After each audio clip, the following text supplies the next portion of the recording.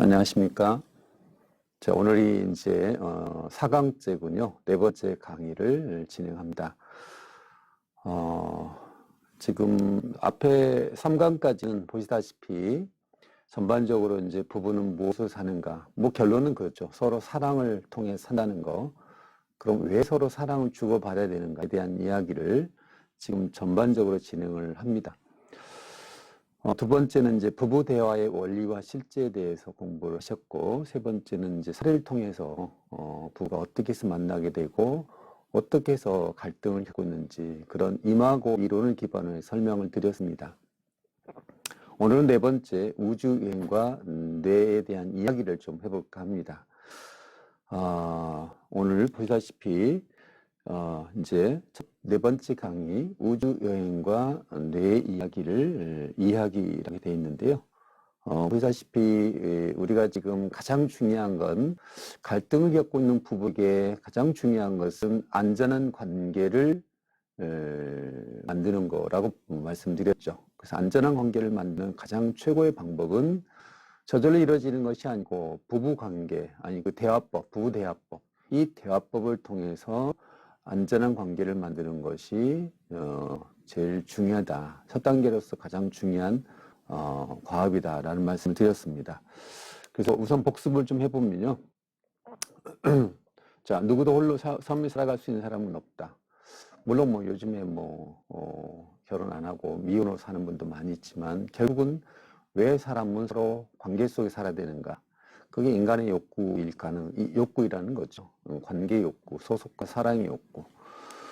자, 그래서 임하고 부부대화법을 간단하게 좀 다시 한번 복습하고 진행을 해보죠.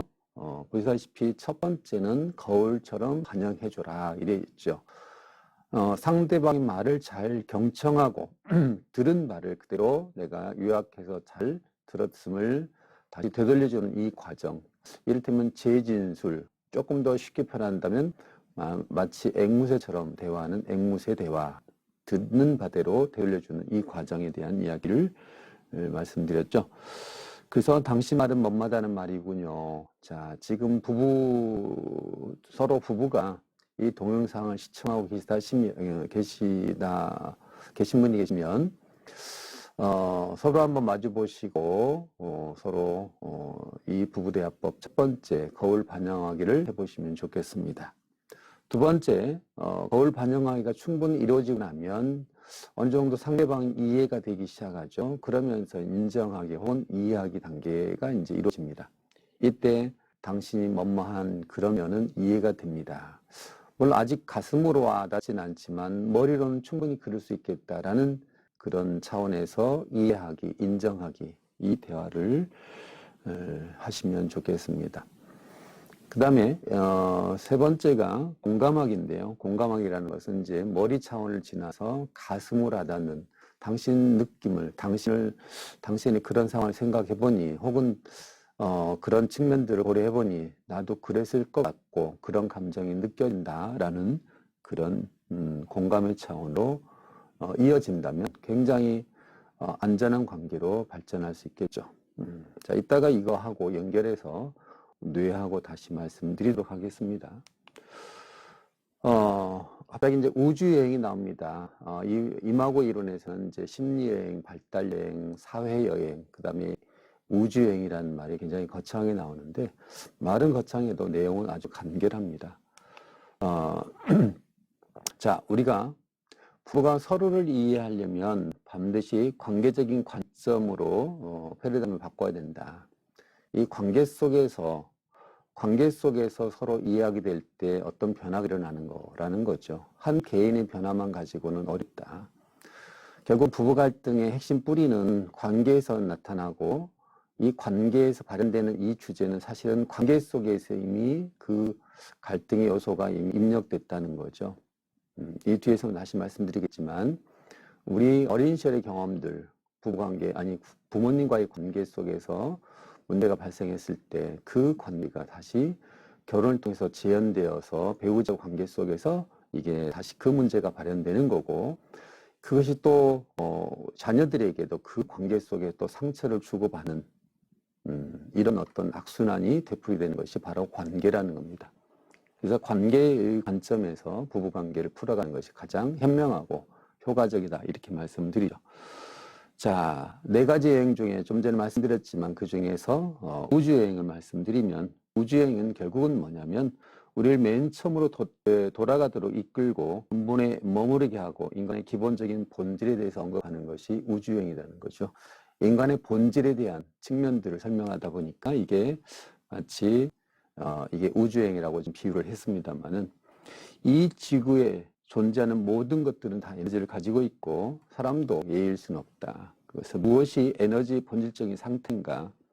에너지는 멈추지 않고 심장 박동처럼 움직이는 것이고 우리 본질 역시 박동하는 에너지를 가지고 있는데 관계 속에서 박동하는 에너지가 안전한 에너지가 깨질 때 우리는 다시 본질적인 에너지를 다시 구하고자 합니다.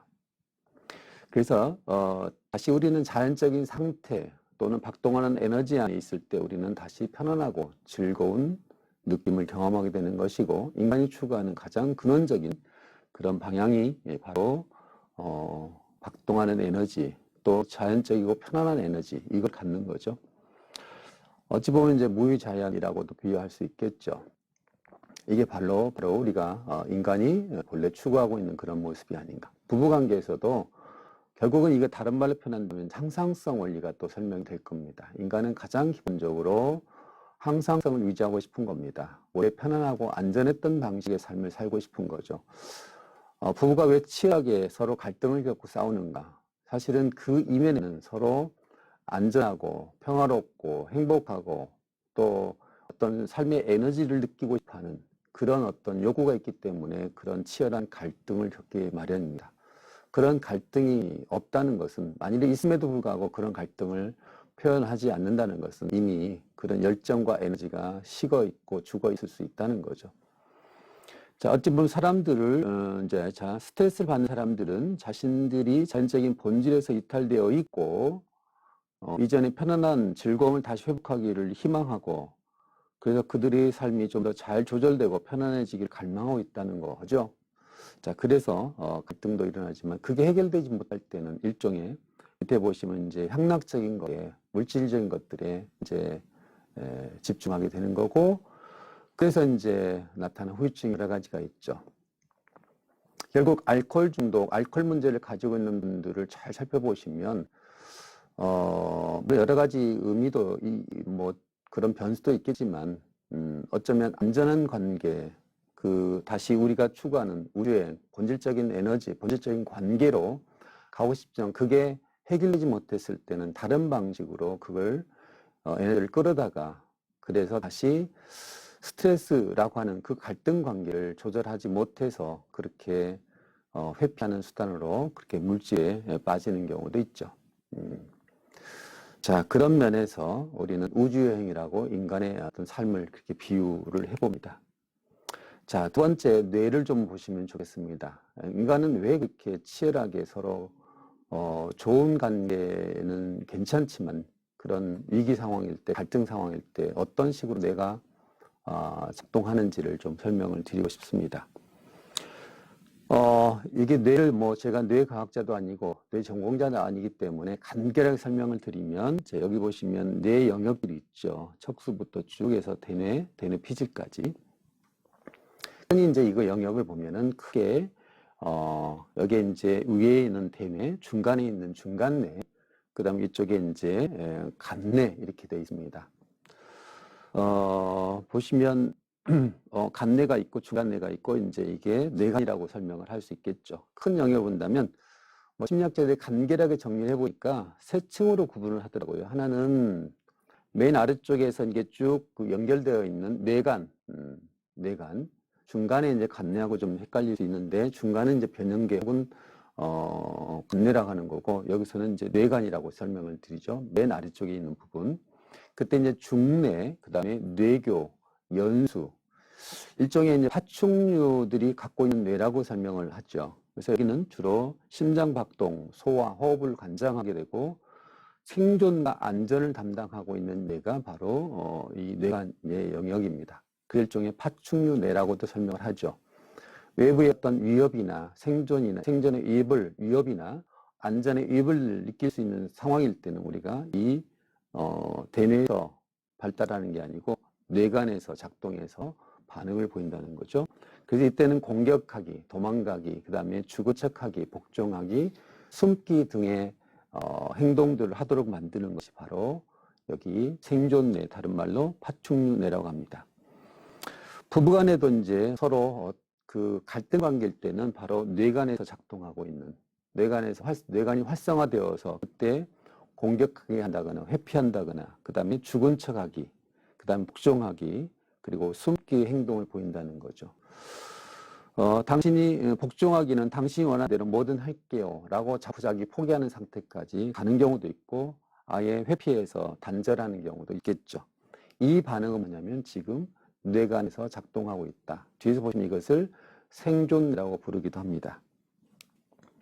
두 번째는 이제 간뇌라고 하고 이걸 변연계라고 하는데, 뇌 중간 중심 부위에 이제 해당되는 영역이고, 시상하부 혹은 편도체, 뇌수체 영역이 바로 여기에 변연계에 들어갑니다. 이것을 다른 말로 포유류뇌라고 하는데, 이제 여기는 감정이 저장되는 곳이라고 합니다. 이때는 생존을 위해서 분노나 또 화나 또는 통증에 반응하는 것을 바로 이렇게 이 간뇌에서 담당하게 되는 거죠. 그래서 적을 놀라게 하기 위해서 으렁거리고 소리를 지르는 것도 역시 이 간뇌에서 작용하고 있는 반응들입니다. 세 번째가 이제 대뇌인데, 일종의 이것을 신포류뇌, 영장류뇌, 우리 인간들이 가지고 있는 바로 활성화되어 있는 뇌가 이제 대뇌죠. 이때는 말하고 쓰고 계산하고 논리적인 사고를 하는 뇌라고 봅니다. 이것을 이제 여기를 이성뇌, 아까 앞에 있는 변연계를 감정뇌 이렇게 분류하는데요. 이걸 종합 정리해보면 맨 위층에 있는 대뇌는 주로 사고를 담당하는 영역이죠. 그때는 이제 이걸 되게 신뇌라고 부르고, 뉴브레인, 그 다음에 논리적이고 합리적인 측면들을 관장하는 그런 측면들을 해서 이제 대뇌 혹은 다른 말로 사고뇌, 생각하는 뇌라고 보는 거죠. 중간쯤에 이제 뇌간, 다른 말로 변연계가 바로 감정뇌라고 부릅니다. 감정을 관장하고 있는 영역이다. 일종의 이제 어떤 외부의 극단적인 어떤 그 자극, 일종의 트라우마가 발생하게 됐을 때, 충격적인 어떤 사건이 발생하게 되면 여기 있는 뇌간에서 생존의 위협을 느껴서 활성화되면서 그 뇌간에서 연결되어 있는 감정뇌가 그때 공포, 두려움을 느껴서 이제 그게 충격적인 단 한 번의 사건임에도 불구하고 이 변연계에 그때 충격적인 사건들, 일상적인 기억들은 이제 시상하부에서 입력된다고 하는데, 아주 극단적인 트라우마의 어떤 자극에 대해서는, 그 기억에 대해서는 편도체에서 관장해서 편도체에 입력된다고 얘기합니다. 편도체에 입력된 그 기억들은 결코 지워지지 않는, 시간이 흘러도 결코 망각되지 않는, 그래서 언제라도 그 유사한 어떤 자극이 오게 되면 그때 기억된 그 공포의 어떤 그 감정들이 다시 되살아난다라고 보는 거죠. 그래서 이 감정뇌하고 생존뇌는 굉장히 밀접하게 연결되어 있고, 이미 태어날 때부터 갖고 태어나는 생존을 위해서 불가피하게 필요한 뇌를 바로 여기 구뇌라고 합니다. 올드 브레인이라고 하죠. 이것은 반응하는 뇌, 본능적이고 충동적인 뇌 이렇게도 설명합니다. 그러니까 이제 아이가 출산하게 되면 적어도 태어날 때는 이미 생존뇌하고 감정뇌는 갖고 태어납니다. 그래서 이미 아이들은 감정뇌, 9가지 감정을 갖고 태어나죠. 어떤 생존의 위협을 느끼는 상황이 생긴다거나 또 안전한 어떤 느낌을 갖는 어떤 상황에서 아이들은 그때마다 그때 적절하게 느낄 수 있는 그런 9가지 감정을 갖게 되는데, 성장하면서부터 이제 대뇌가 발달하면서 감정과 사고가 이제 연결되는 그런 이제 그 발달을 하게 되는 거죠. 그러니까 아이들이 태어날 때, 어린아이들이 갓난아이 태어날 때는 대뇌, 사고뇌는 그렇게 활성화되고 발달되지 못합니다. 자, 이제 이런 과정에서 세 개의 뇌가 있고, 그런데 이제 세 개의 뇌가 일상적인 상황에서는 생존뇌, 감정뇌, 그 다음에 사고뇌가 회로가 연결되기 때문에 별 문제는 없습니다만은, 아주 극단적인 어떤 트라우마를 경험하게 되면 여기 감정뇌하고 사고뇌가 회로가 끊어집니다. 그래서 아주 끔찍한 어떤 그 공포의 어떤 자극에 노출됐던 사람들은 일종의 감정뇌에서 사고뇌하고 연결성이 끊어지기 때문에 감정은 느끼는 것 같지만 그게 이성화되어 이성적으로 그것을 판별하거나 분별하지 못해서 무감정 상태로 가게 됩니다. 그러니까 극단적인 트라우마 상황에서 노출됐던 사람들은 아주 심각한 후유증이 뭐냐면 무감정 상태에 가거나 아니면 해리장애, 기억의 소실이 일어나서 기억을 못하게 되거나 뭐 그렇게 이제 후유증을 겪게 됩니다. 자, 그렇게 해서 뇌를 잘 이해하시면 부부관계에서 어떻게 뇌가 작동하는지를 아시게 될 겁니다. 여기 보시면 이제 자 여기 저건 늑대구나라고 하는 것은 사고뇌에서 작동하는 거지만 포이로뇌는 무서워라고 하는 것이 감정뇌에서 반응하는 것이고 화축뇌는 뭐냐 생존뇌는 도망쳐 꼼짝하지 마라고 지시를 내리는 거죠. 그래서 생존과 감정뇌는 연결되어 있는 올드 브레인, 구뇌라고 하는 거죠. 애초부터 우리에게 필연적으로 같이 함께 묶여 있는 그런 뇌라고 보는 거고 심포린 사고뇌는 이제 성장하면서 만들어지는 그런데 이게 세 가지가 적절하게 유기적인 관계를 맺어야 건강하고 안전할 수 있는데 너무 이쪽 뇌가 이제 심각하게 어떤 그 위협적인 어떤 사건 혹은 양육 경험 통해서 발달하게 되면 조그마한 자극에도 이 이성뇌, 사고뇌가 작동하지 못하고 이쪽 뇌가 작동합니다. 올드 브레인, 구뇌가 작동한다는 거죠. 자, 이제는 발달 트라우마와 관련된 설명을 좀 구체적으로 사례를 통해서 설명을 드릴까 합니다. 여기 남편과 아내가 치열하게 서로 갈등을 겪고 있고 어떤 경우는 이제 부부싸움을 심하게 하는 그런 경우라고 한번 해보시겠습니다. 남편은 어릴 때 아버지하고 어머니가 그렇게 행복하지 않았던 그래서 어머니가 자기를 지나치게 통제하고 지나치게 과잉 넘치는 사랑을 줬던 그러면서 아버지하고 어머니가 자주 싸우는 모습을 목격했던 그런 아들이었습니다. 그래서 그는 어릴 때부터 과잉보호로 통제를 많이 당했던 그런 삶을 살았기 때문에 누군가로부터 간섭받고 통제받는 것에 굉장히 예민한 그런 반응을 보이는 그런 남편이었고 아내 역시 저기 보시면 엄마 아버지하고 그렇게 별로 사이가 좋진 않았지만 특히나 어머니 아버지가 두 분이 어떤 심각한 갈등 관계여서 결국은 어머니가 본인을 놓고 떠났던 앞 시간에 우리가 사례에서 봤던 그래서 이제 어머니로부터 버림받았던 유기 경험했던 그런 딸이었고요.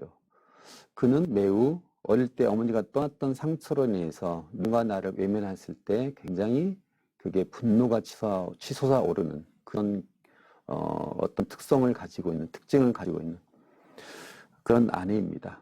자, 남편은 간섭하고 통제하는 것이 너무나 버겁고 힘든 사람이고 아내는 나를 버리고 떠나고 외면할 때 너무나 그것이 극단적으로 감정적으로 예민해지고 자 그런 분들은 서로 부부 갈등에서 아주 심각하게 서로 구뇌가 활성화될 확률이 높다는 거죠.